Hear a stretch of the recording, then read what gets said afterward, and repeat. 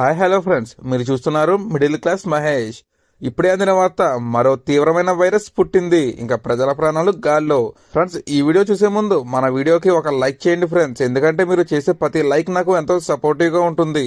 అలాగే ఈ వీడియో మరో 10 మందికి వెళ్ళడానికి నాకు సహాయపడుతుంది. మీరు తప్పకుండా ఒక లైక్ చేయండి ఫ్రెండ్స్. వీలైతే మీ వాట్సాప్ గ్రూప్ కి పంపి వాట్సాప్ చాట్స్ లో కూడా పెట్టుకోండి. అప్పుడే ఈ వైరస్ గురించి అందరికీ కంప్లీట్ ఇన్ఫర్మేషన్ దొరుకుతుంది. ఈ ఛానల్ ని సబ్స్క్రైబ్ చేసుకోవడం మర్చిపోవద్దు ఫ్రెండ్స్.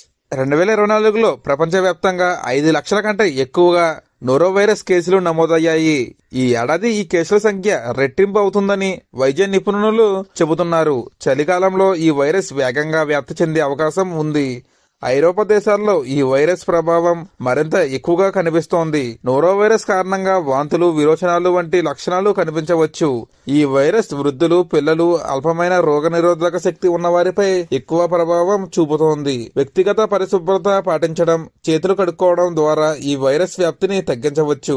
పబ్లిక్ ప్లేసెస్ మరియు రద్దీ ప్రాంతాల్లో మాస్కులు ధరించడం అవసరం.